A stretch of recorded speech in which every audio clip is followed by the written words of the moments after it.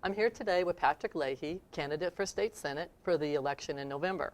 This is an opportunity for you to get to know the candidates a little better before the debate. The debate is scheduled for October 16th at 7 p.m. at the Easthampton High School in the auditorium. The public is welcome to attend, and it will be shown live on Channel 5 and Channel 20, which are our local access channels. Okay, Patrick, thanks for being here today with me. Well, thank you for having me. I'm excited. And would you please tell us a little bit about your background and how it would be beneficial if you're elected in November for the Senate? Sure, thank you. My name is Patrick Leahy. I'm running for the state senate here in the 2nd Hampden, Hampshire district. I'm born and raised in the city of Holyoke, right over the mountain. I went to Holyoke Public Schools, graduated from Holyoke High School. I went to Plymouth State College up in New Hampshire. But after my graduation from college, I went to work for Shannon O'Brien, who's actually Easthampton's favorite daughter here. She was the state treasurer at the time. And one of the first things we did was we put into place checks and balances to root out some corruption that had happened prior to Shannon's taking office as treasurer. So that was my first taste of working at the State House. And then I went to the private sector and worked for several companies in the private sector. Thank you. With 11 communities to represent and neither candidate being from Easthampton, explain specifically the priorities that you would have for Easthampton.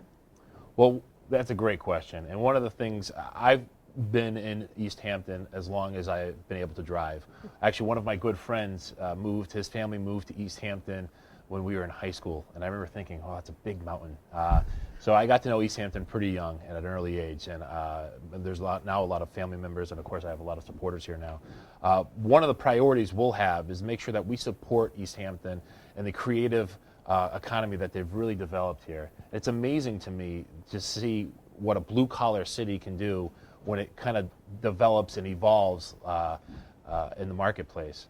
So I'm excited to do that, represent it down in Boston, and I think there's a lot of ties between Easthampton and Holyoke.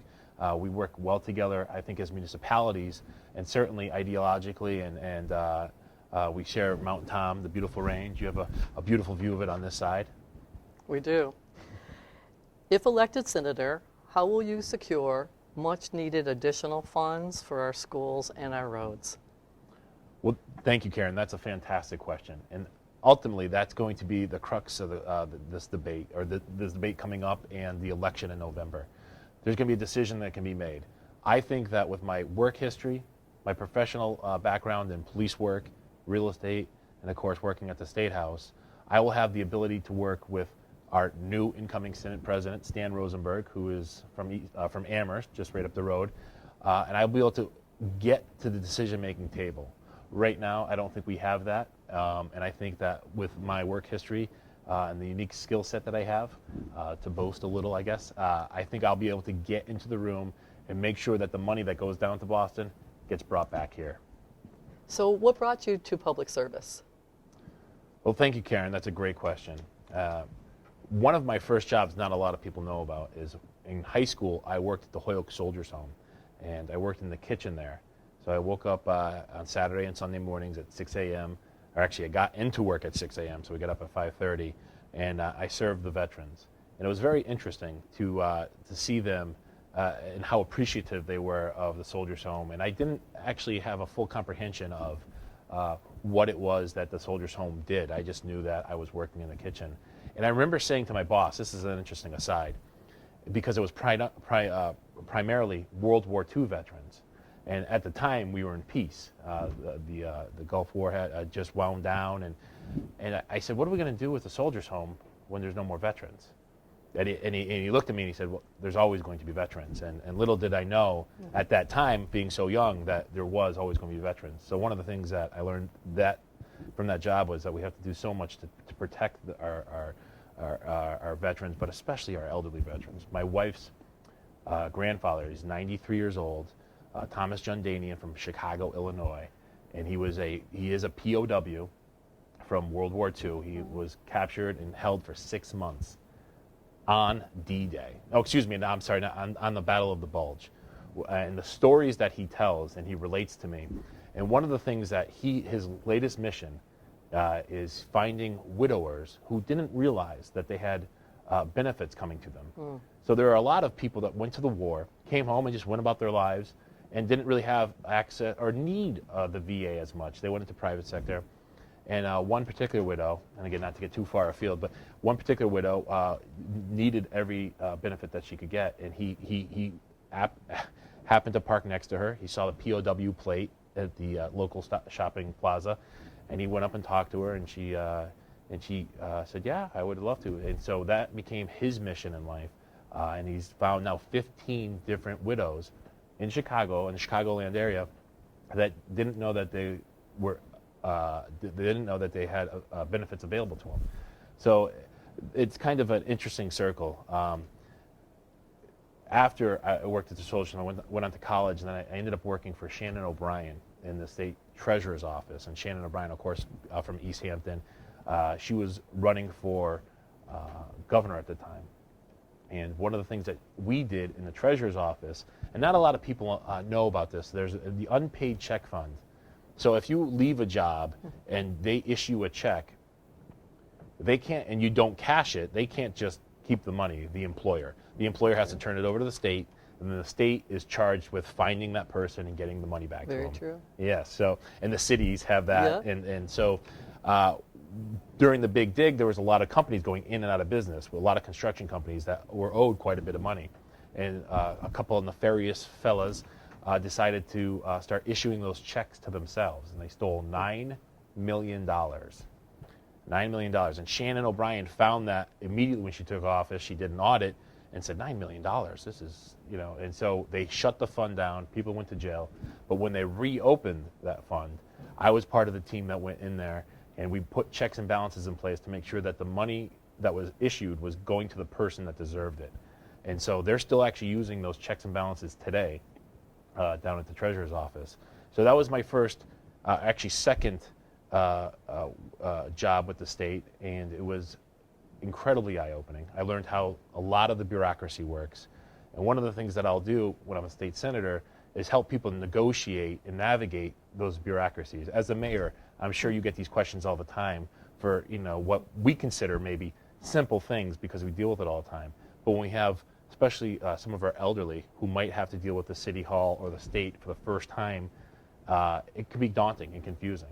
So that was some of the things that I did in the State House. And then I went to the private sector after Shannon, after the campaign. And then I actually ended up working for the Holyoke Police Department in 2007 full time. So I've been a police officer now since 2007 in the Community Policing Division. One of the things we do in the Community Policing Division, which I've been talking about on the campaign trail, is we've initiated with Mayor Morris the early childhood literacy and a literacy program. So every cop in Holyoke, every police car has books in the trunk. So every time we have an interaction with a child, we give them a book. It serves two purposes. It's really fantastic. A, we're giving a child a book, and they're donated, and they're great books, so they're happy to get something. And then we're also giving them a tool to learn how to read. So it's been remarkable, the transformation between the relationship that our community policing division has had then and now. So in addition to community policing, handing out the books, we're working with the parents and we're working with the schools to make sure that the children have the ability in a safe environment to learn. And as I've been talking about on the campaign trail, really the early childhood literacy is a building block. We go from, as a community, we don't begin to grow unless we have that solid foundation. And our children need to read at grade level or above to really be successful. And that's one of the things that I've seen in Holyoke, I've seen in Agawam and Westfield. It really is it's widespread. We need to make sure that the children have the ability to learn, and when they do, their pathway to jobs, their pathway to success is all laid out before them. So it really is important. And if elected in November, what would be your number one top priority? Number one top priority? Well, that's a great question. And I think the first thing we want to do is make sure that our voice is heard down in Boston. So making sure that we have a presence in Boston that I don't think we have right now. But getting money back here, but specific money for our funding of our education program. We need to have a more robust spending and a budgetary priority on Western Massachusetts, and I think we need to work with our federal delegation, Congressman Neal, and our local and state agencies to make sure that we're represented. But what I've been talking about on the campaign trail is early childhood literacy. It's near and dear to my heart. I see it every day as a police officer in the city of Holyoke, and that really for me is the building block of a successful community. The best social program is a job. And so making sure that the children are able to graduate and get into the workforce is essential. I'm here today with State Senator Donald Humason, who happens to be a candidate for State Senate for the November 4th election. So, Senator, would you please tell us a little bit about your background and how it would be beneficial if you are reelected Senator in November? Sure. Thank you, Mayor. I appreciate the invitation and opportunity to be here. Congratulations, by the way, on your first year so far. Thank you. Going very well from what I see looking in from outside Easthampton. And it's been a pleasure to work with you, too. I want to say that. Thank you. So my name is Don Humason. I am from Westfield. I'm a husband. My wife, Janice, and I have been married for almost 8 years. October 21st is our anniversary. I'm a father. My son, Quinn, is 3 years old. I mentioned them first because in spite of the fact that this is an important job as a state senator, they are the most important things in my life. So being a daddy to Quinn and a husband to Janice is sort of the thing that I live for. All the rest is just kind of a bonus. It's great to be in this position as state senator. I've had the position for about as long as you've been mayor. We were elected on the same day last year in November. I'm actually filling out the end of a term that Senator Mike Knappich had.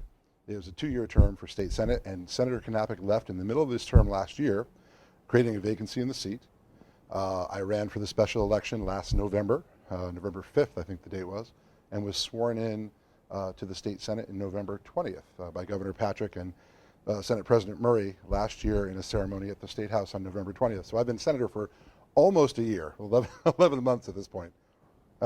Before that, I was the state representative from the city of Westfield for 11 years.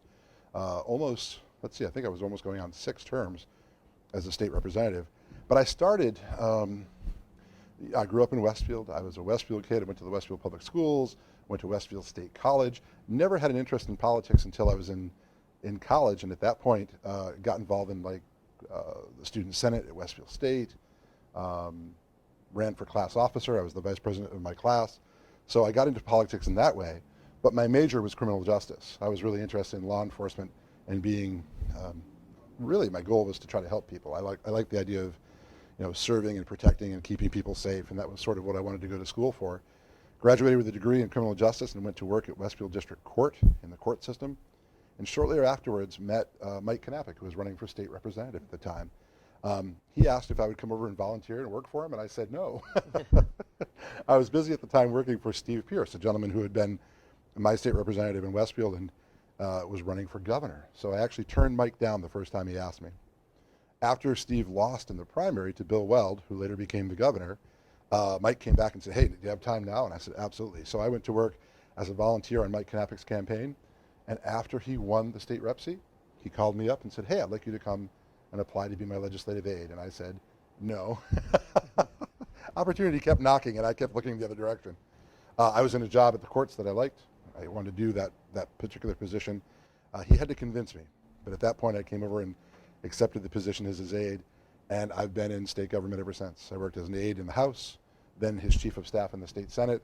Then I went to work for the governor for 4 years in Health and Human Services, ran for state representative myself, and finally last year had the opportunity to run for Senate. So that's where I am. That's sort of my political resume. With 11 communities to represent, and neither candidate, as you know, is from Easthampton. Right. Explain to me what your priorities for Easthampton would be.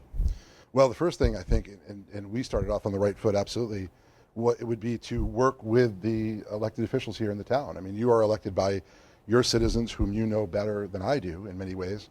And so knowing that I'm not from the community, I have to really listen to the people who are elected by the citizens of Easthampton. So you and I have had a great relationship, and I've enjoyed working with you. I also felt it was necessary to reach out and try to meet the city councilors and the school committee members, and also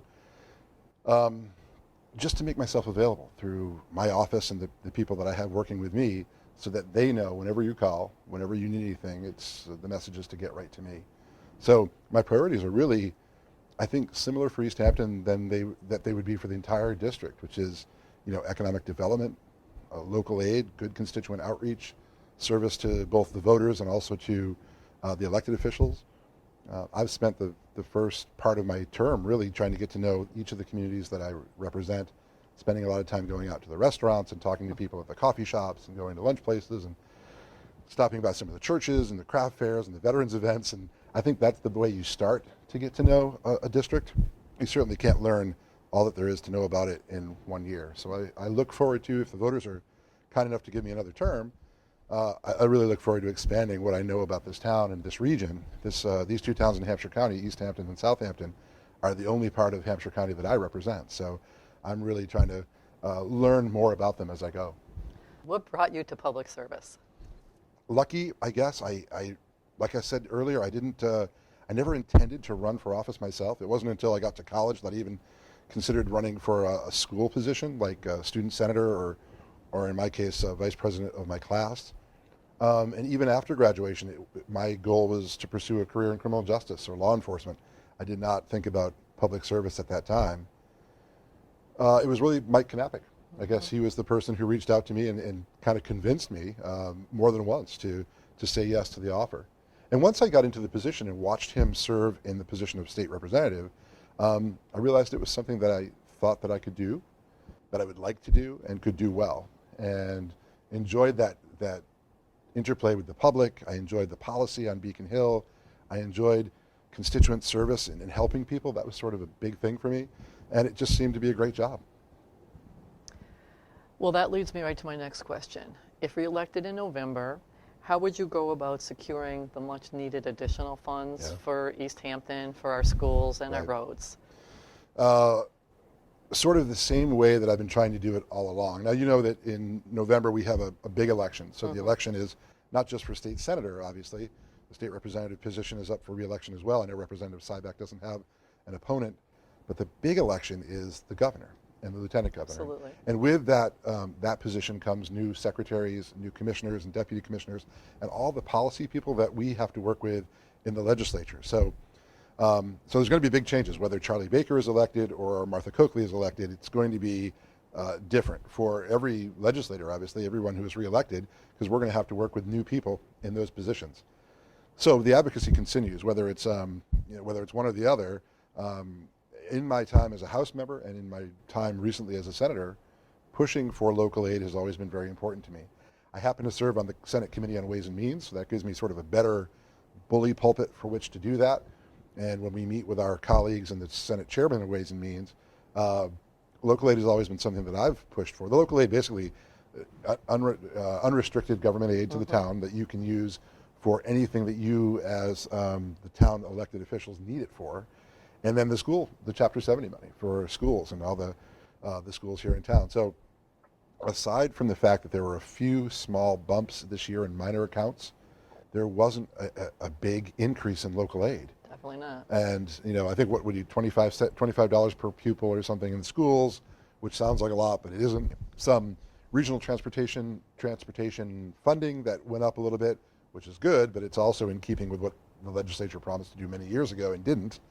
Some homelessness transportation money, a little bit of library aid. All those are minor accounts for local aid. It doesn't add up to a complete overhaul of the local aid formula. And quite frankly, unless there are big changes in Boston on Beacon Hill, I don't see the legislature reopening that formula like they should. Smaller towns like ours out here get hurt. Bigger towns benefit by the formula as it is. We need to change that, especially as populations change, so that the older communities with the more highway miles to travel and the smaller populations actually get some benefit from local aid. So I guess in short, to answer your question, I don't do that very well in short, but I'll just continue to do what I've been trying to do with my legislative colleagues to promote local aid as a partnership between the city, the state house, and our communities out here in Western Massachusetts. And if successful in November, what's your number one priority? It's always been economic development for the state. In a simple word, jobs for Western Massachusetts, but jobs for the entire Commonwealth. Because if we have jobs, if there's people working, it kind of takes care of everything else. The social ills go away. unemployment problems go away.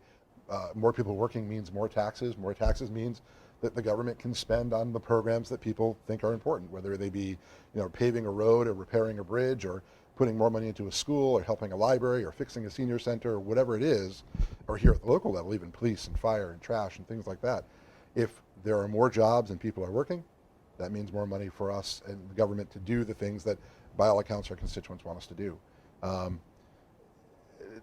The way of doing that is the trick. I mean, we all, I think, will agree that jobs are important. Everyone has a different idea of how to go about that. And so part of what I brought to the table as a legislator in both the House and Senate is an ability to really work with people across the aisle, Republicans and Democrats, in the House and Senate, and just sort of, hash it out between ourselves and try to come up with the best way. And whenever possible to reach consensus, if you have to dig in and hold the line, you can certainly fight. But ideally, we get further if you can work with the people on the other side. Thank you.